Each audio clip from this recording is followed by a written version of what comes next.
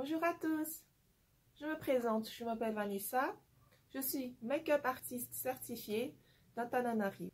Alors, bienvenue dans ma vidéo. Si vous êtes là, c'est que vous êtes prête à apprendre tout ce qu'il faut savoir sur le maquillage. Bienvenue sur mon cours de maquillage en ligne. Pour commencer, un maquillage complet se définit en 3 étapes. En premier lieu, vous avez le teint, les yeux et la bouche. Alors, commençons par la première étape, le teint. Donc, le teint, vous pouvez l'appliquer en second lieu ou en premier lieu. Ça dépend de ce que vous allez faire au niveau des yeux. Si vous allez travailler un maquillage chargé, il est préférable de le faire après les yeux. Sinon, si vous allez travailler juste les yeux légèrement, vous pouvez commencer par le teint. Pour ma part, je préfère toujours travailler mon teint en premier. Donc, pour commencer, dégagez vos cheveux en arrière. Utilisez un bandana ou une serre-tête, ce que vous avez à la maison.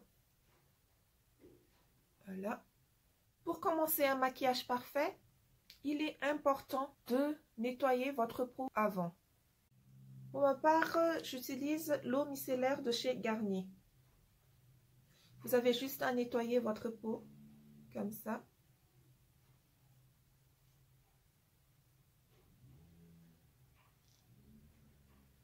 En partant du milieu vers l'extérieur. N'oubliez pas votre cou également. Vous pouvez passer à une lotion. Là, j'utilise la lotion de chez Clinique. Donc, adaptez tout ce que vous utilisez comme produit par rapport à votre peau.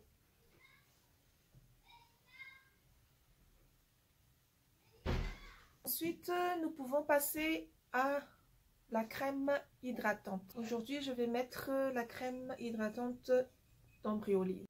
Voilà, je l'utilise en fine couche. Notez aussi qu'à chaque produit que vous mettez une pause de 10 minutes pour que votre produit adhère bien à votre peau. N'oubliez pas votre cou. Vous pouvez maintenant passer à une base de maquillage. Là, je vous présente la base de Ordinary. C'est facultatif, donc vous pouvez en mettre ou non, ça dépend de vous. Il faut savoir qu'il y a plusieurs types de bases également. Des bases qui vont flouter vos pores, ou des bases matifiantes, ou des bases qui vont plutôt fixer votre maquillage et tenir plus longtemps. Ici, j'utilise une base flottante et lissante. Elle va permettre de flouter mes pores et de lisser ma peau. Insistez là où vous avez plus de pores, ici. On peut maintenant passer au fond de teint. C'est l'étape la plus importante pour le teint. Il est important de bien choisir la couleur de son fond de teint. Il faut la choisir ni trop claire ni trop foncée par rapport à votre carnation. Il est aussi important de bien choisir le fond de teint par rapport à la texture de votre peau. Si vous avez une peau grasse ou sèche ou normale.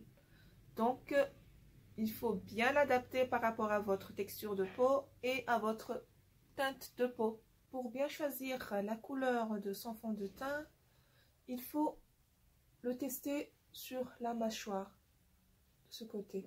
S'il n'y a pas de démarcation par rapport à votre cou, c'est que c'est la bonne couleur. Ici, je vais utiliser le fond de teint de Wet n Wild. J'ai la peau mixte, donc je choisis un fond de teint liquide. Je vais l'appliquer à l'éponge. Vous pouvez aussi l'appliquer au pinceau. Moi, je suis habituée à mon éponge, donc je le fais à mon éponge. Je l'applique de partout. Il faut appliquer son fond de teint en couche fine également. Il est préférable d'ajouter qu'en avoir trop. Puis j'étale soit avec le pinceau ou une éponge. Et après estampage, il faut que vous n'ayez plus de démarcation. Qu'on ne voit pas que vous mettez un fond de teint. Bien appliquer aussi en descendant vers le cou. Le fond de teint servira plus à unifier votre teint pour qu'il soit bien en harmonie.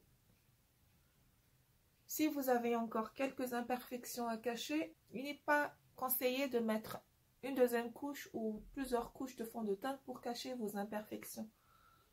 Utilisez plutôt un anti-cerne. Comme moi par exemple, j'ai encore quelques taches ici, là vous voyez, et quelques boutons là qui viennent de temps en temps. Pour cacher ça, je vais utiliser un anti-cerne. Pour cacher vos imperfections, utilisez un anti-cerne de la même teinte que votre fond de teint.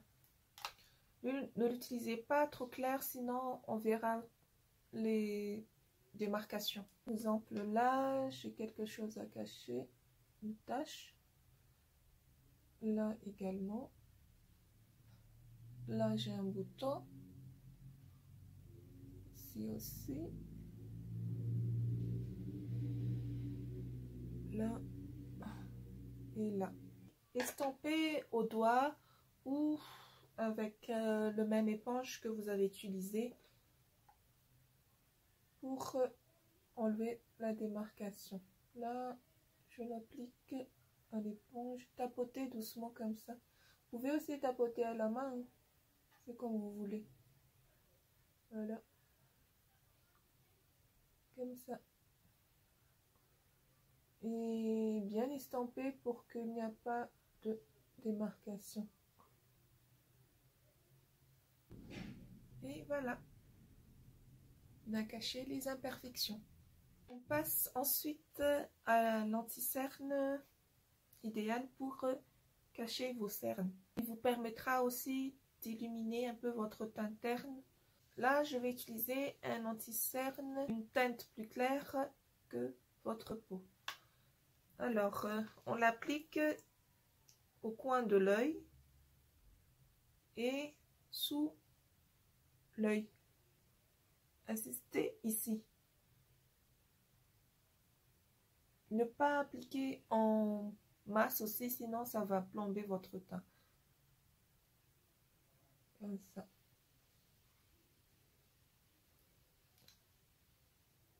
Vous pouvez aussi le mettre sur les ailes du nez, sur le nez comme ça, pour illuminer votre teint. Puis, estamper. J'utilise toujours mon éponge, mais vous pouvez, comme je vous dis, utiliser un pinceau. Partez de l'intérieur et tapotez légèrement, doucement, vers l'extérieur, comme ça.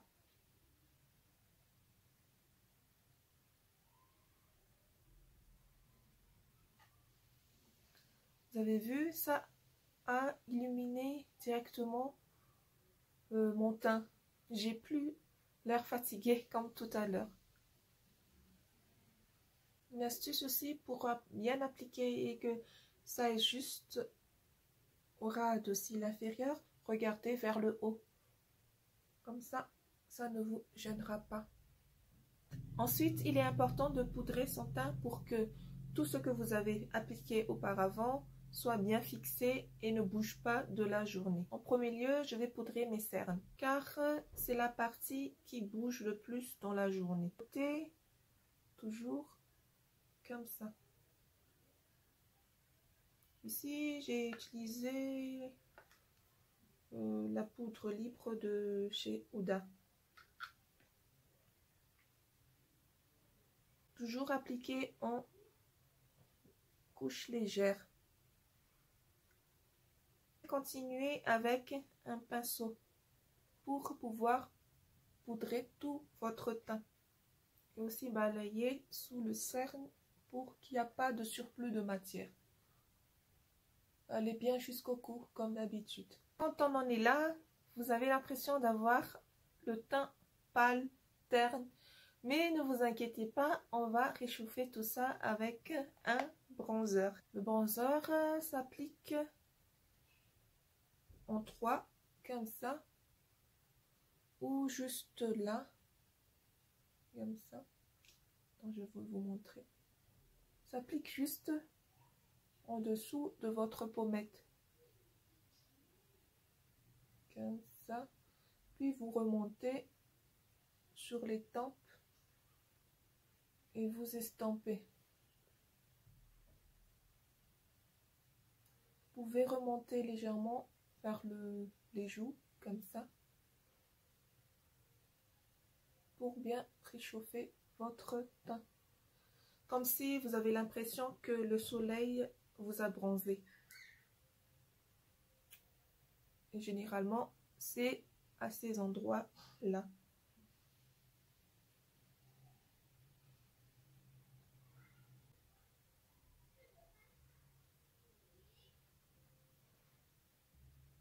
Voilà, vous avez l'impression déjà d'avoir un teint plus adouci et non pâle comme tout à l'heure.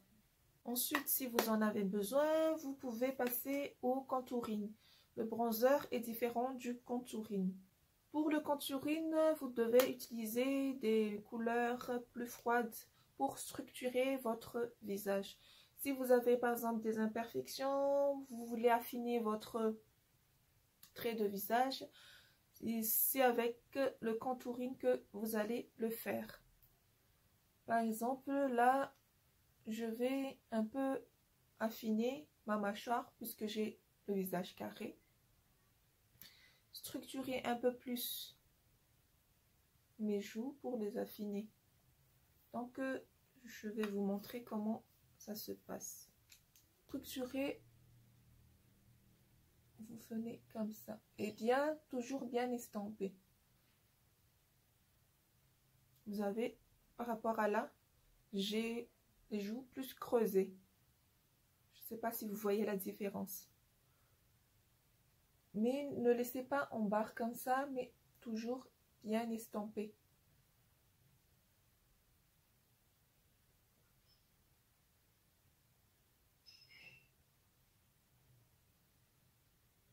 Pour ma mâchoire, je regarde bien devant et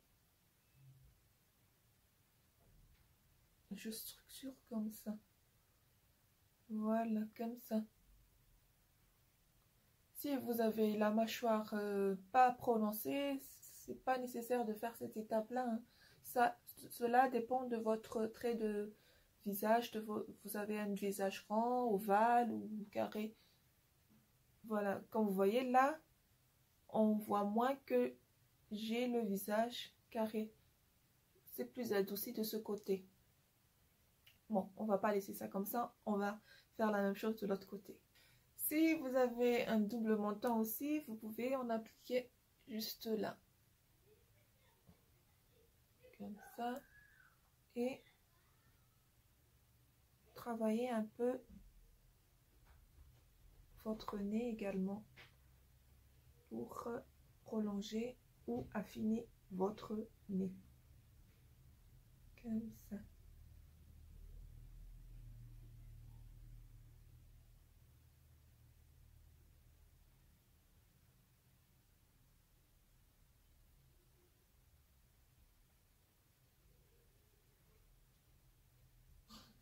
Voilà. Je vous ai montré comment appliquer le contouring, mais c'est pas forcément tous les jours que vous allez le faire. Par exemple, vous allez à une soirée, il est mieux d'harmoniser votre teint ainsi. Si vous voulez un maquillage du jour léger, vous pouvez passer cette étape-là. Ensuite, on a le blush. Il vous permettra de rehausser, de vous donner bonne mine. Là, j'utilise celui de Tarte. Et l'appliquer sur les pommettes. Ne pas aller trop bas, mais commencer là, vers le haut là. Sinon, vous pouvez sourire et voir où bien les poser. Comme ça. Et toujours remonter vers la tempe ici.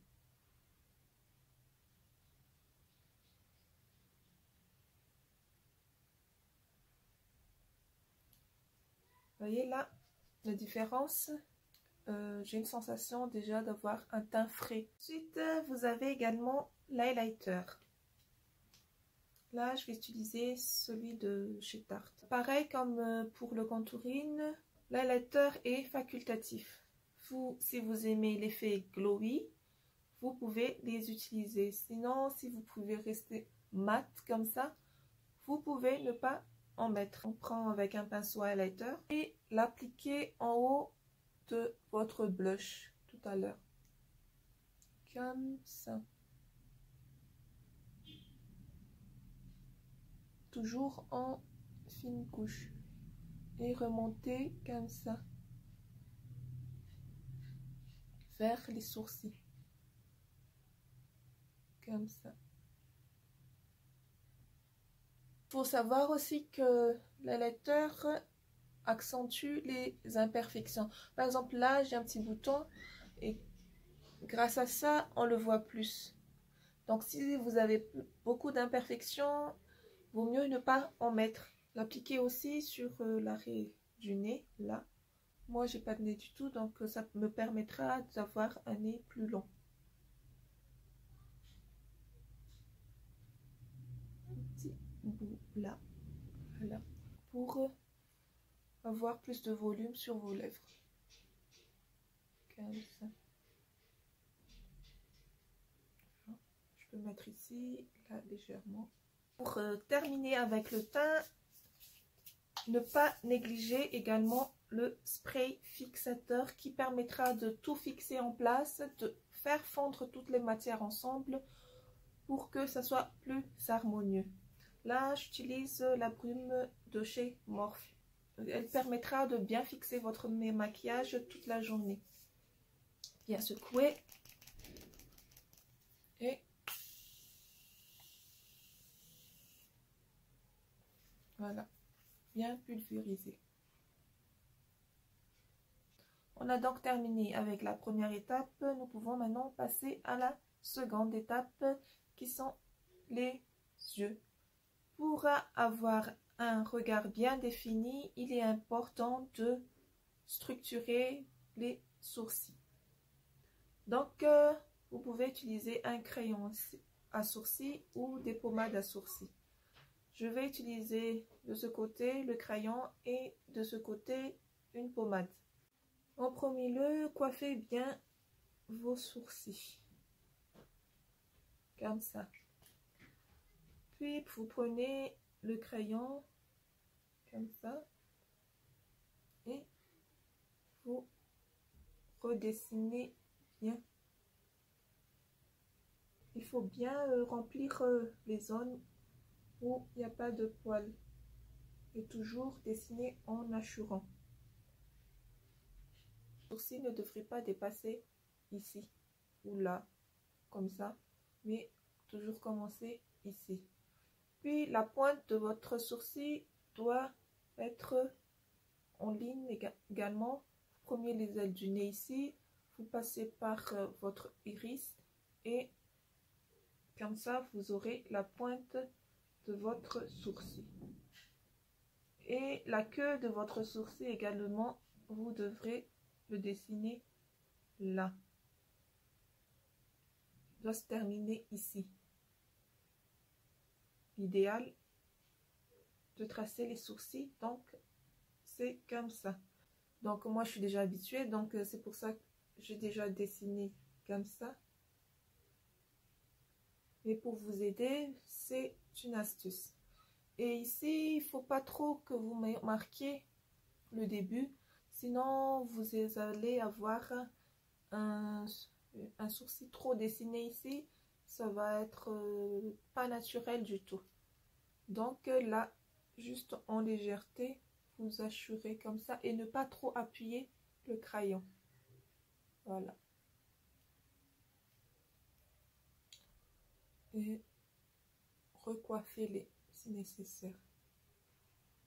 Donc pour ce côté-là, je vais utiliser une pommade ou ça c'est un produit similaire, hein. Vous avez aussi des pommades dans les petits pots comme ça. Ça se travaille de la même façon. Là j'utilise le Tattoo Brow de chez Maybelline. Donc je coiffe bien. Je prends un pinceau de ce genre. Là. Puis je viens prendre la matière comme ça. Et je viens dessiner poil par poil. Toujours commencer par la queue. N'oubliez pas d'avoir toujours l'image en tête, que votre sourcil commence ici, la pointe là et la queue ici. Là, vous mettez juste là où il y a plus de creux. Et toujours en hachurant comme ça. Retravailler ce côté-là, il est préférable de ne pas mettre trop de matière pour avoir l'effet naturel. Vous pouvez utiliser un mascara à sourcils. Là, j'ai pris celui de Colourpop. Il vous permettra de fixer vos poils et qui ne bougent plus de la journée. Donc, vous l'appliquez comme ça, comme un mascara.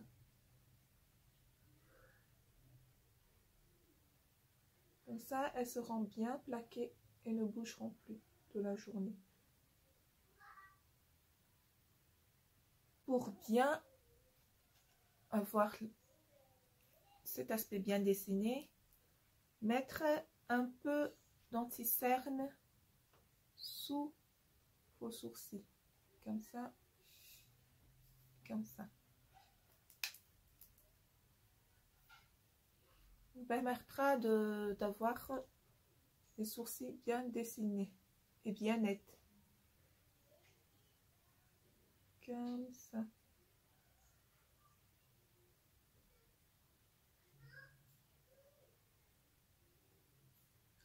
Vous permettra aussi de cacher les petits poils qui poussent comme ça.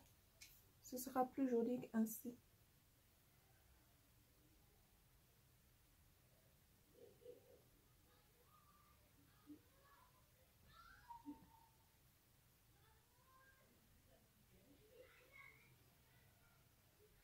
Voilà. Là, bien estampé pour que ça ne fasse pas de démarcation. Je refais la même chose ici. Une fois les sourcils bien dessinés, nous pouvons passer au fard à paupières. En premier lieu, vous aurez besoin d'une base à paupières pour bien uniformiser votre couleur des yeux. Elle vous permettra de prolonger vos fards à paupières pour qu'ils ne glissent pas dans les plis. Je vais utiliser celui de Milani. Je l'applique au doigt, comme ça. Ou sinon, vous pouvez prendre un pinceau pour bien étaler partout sur votre paupière.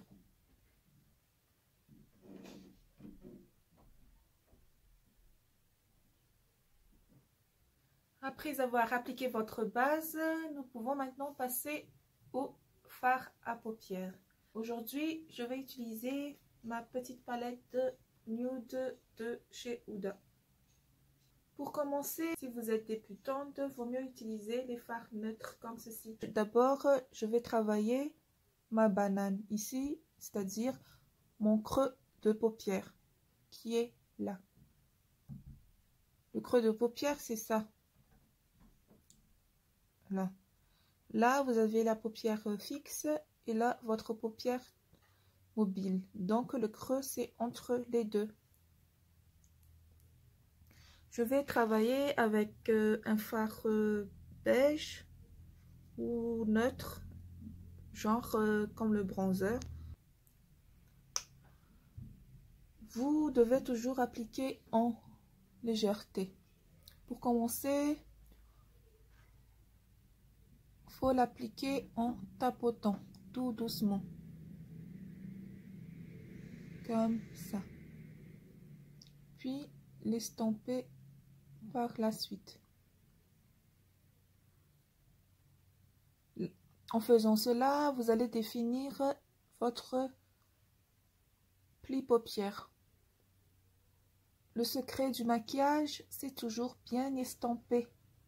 Que ce soit les fards à paupières, les blushs, le bronzer, tout doit être bien estompé.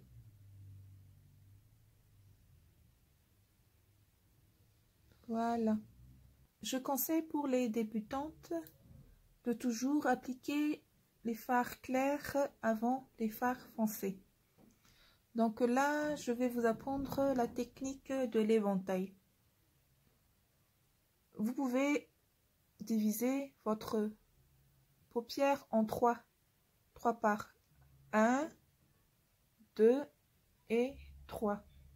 Donc ici, vous pouvez utiliser une teinte claire, une teinte un peu plus foncée et là, une teinte foncée. Pour ma première teinte claire, je vais utiliser celui-là, un peu rosé. Puis après, je vais utiliser une teinte un peu plus foncée, par exemple celle-là ou celle-là, à vous de choisir. Et enfin, à l'extrémité, vers l'extérieur, je vais utiliser cette teinte un peu plus foncée. J'applique la teinte la plus claire.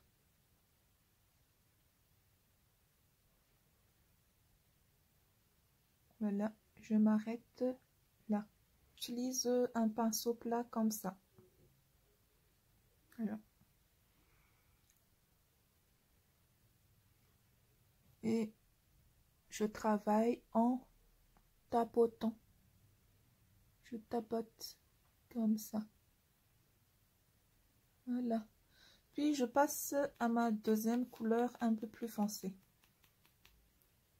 J'utilise toujours le même pinceau, mais je vais utiliser l'autre côté.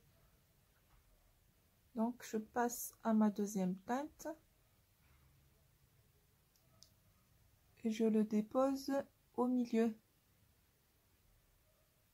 Et veuillez à ce que la transition de votre première couleur et la deuxième se fondent bien. Il ne faut pas que ça fasse une barre. Donc bien estomper la transition ici. Voilà, comme ça.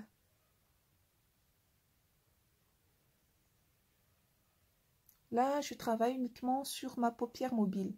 Je ne remonte pas vers la paupière fixe ici.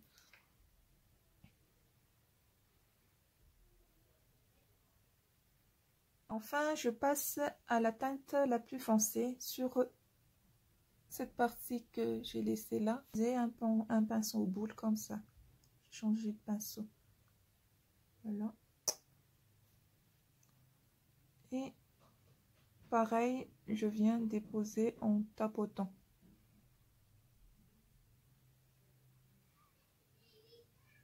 Et toujours bien estomper la transition ici.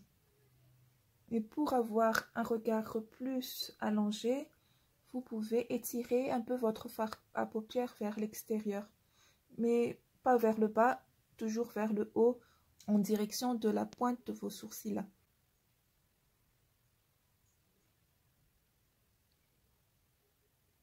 Vous voyez la différence?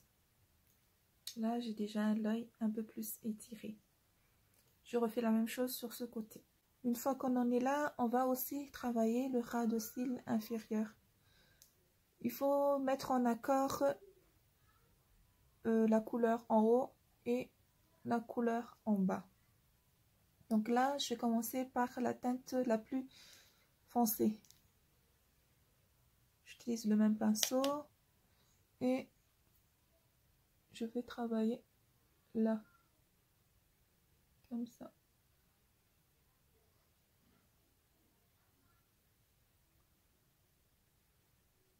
Une astuce aussi pour travailler les fards en bas, regardez vers le haut comme ça. Regardez pas en bas parce que sinon vous aurez du mal à travailler. Regardez plutôt vers le haut, comme ça. Je mets en raccord et je fais en continuité jusqu'au coin externe ici. Je viens estamper le tout avec ma teinte de transition, la première teinte qu'on a mis ici. Donc je floute le tout comme ça. Voilà.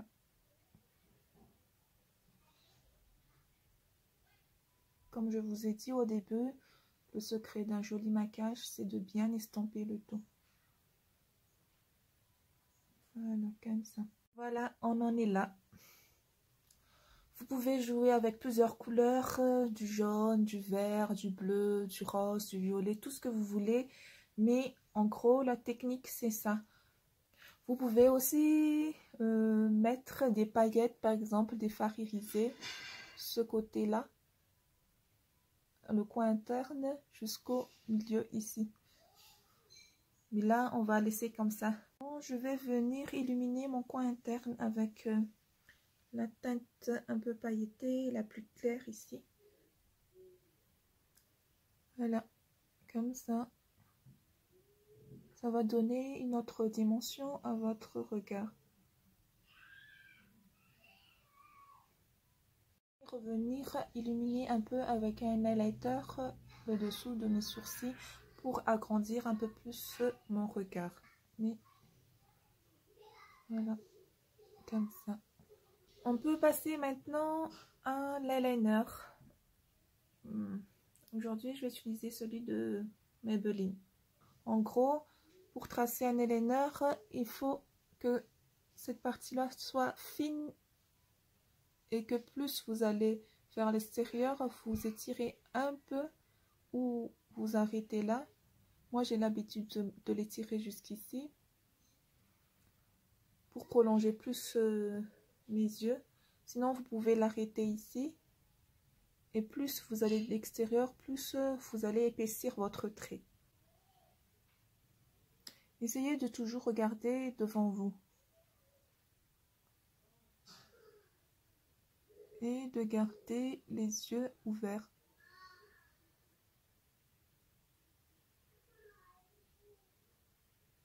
Et allez-y petit à petit.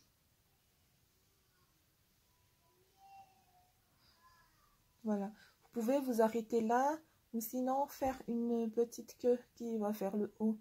Toujours remettre en tête la ligne comme ça qui va jusqu'au sourcil. Donc, vous remontez un peu comme ça. Voilà ma ligne. Maintenant, je vais rejoindre ça, le bout, jusque là. Ça.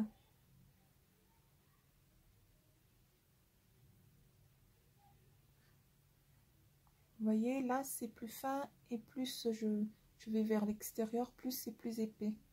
Maintenant, on va passer au crayon noir. Pour bien avoir l'œil noir en haut, il faut passer par la muqueuse supérieure ici. Donc, vous regardez en bas et vous appliquez votre crayon noir. Donc, bien remplir sa muqueuse supérieure en noir.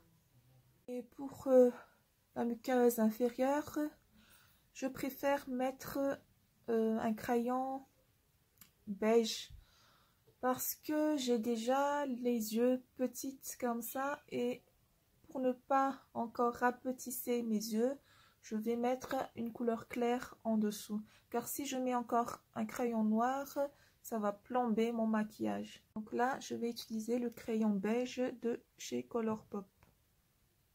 Je descends un peu avec mon doigt, puis j'applique dans ma muqueuse inférieure. On peut passer au mascara. Ici, je vais utiliser celui de Maybelline. Il est nécessaire d'utiliser mascara pour avoir un maquillage des yeux bien fini. Il vous permettra encore plus d'intensifier votre regard, de les prolonger encore plus. Mettez votre miroir en bas et comme ça, vous n'aurez pas du mal à mettre votre mascara. Il est préférable de faire des zigzags comme ça et de monter vers le haut. Voilà. Une fois qu'on en est là, vous pouvez rester comme ça ou vous pouvez aussi ajouter du mascara en bas. Moi, personnellement, j'aime mettre du mascara en bas également. Donc, pour ça, vous regardez vers le haut, comme ça. Et ce sera plus facile de l'appliquer, comme ça.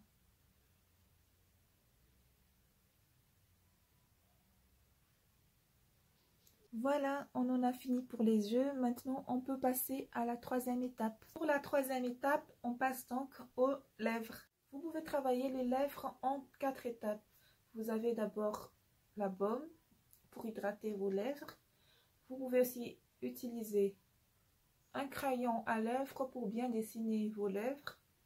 Puis appliquer le rouge à lèvres. Et enfin, le gloss. Vous pouvez sauter quelques étapes, juste utiliser le gloss ou juste un rouge à lèvres. Cela dépendra de votre choix. D'abord, je vais commencer à hydrater ma peau avec une baume à lèvres de chez Sephora.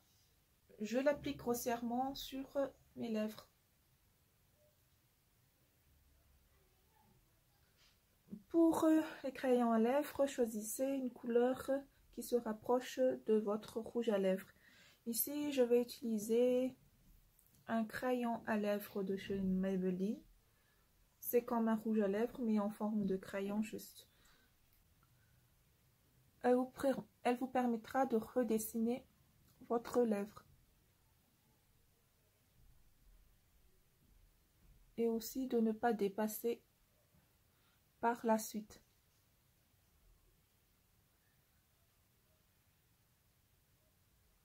Voilà.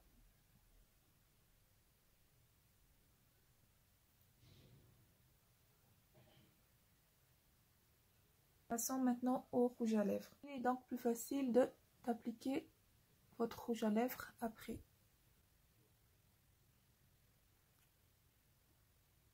Vous pouvez totalement laisser comme ça nude, mais là je vous montre l'effet avec un gloss. Là je vais utiliser le Gloss Bomb de chez Fenty.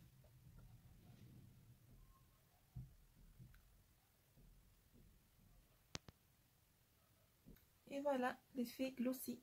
Voilà, notre cours s'achève ici. J'espère que vous avez trouvé de bons conseils et que vous avez aimé ce petit cours en ligne. Si vous avez d'autres questions à me poser, n'hésitez pas à me demander en message privé. Je vais vous répondre avec plaisir et surtout, n'hésitez pas à faire beaucoup d'exercices chez vous. C'est ainsi que vous allez vous améliorer. Merci d'avoir regardé cette vidéo et à la prochaine. Bisous.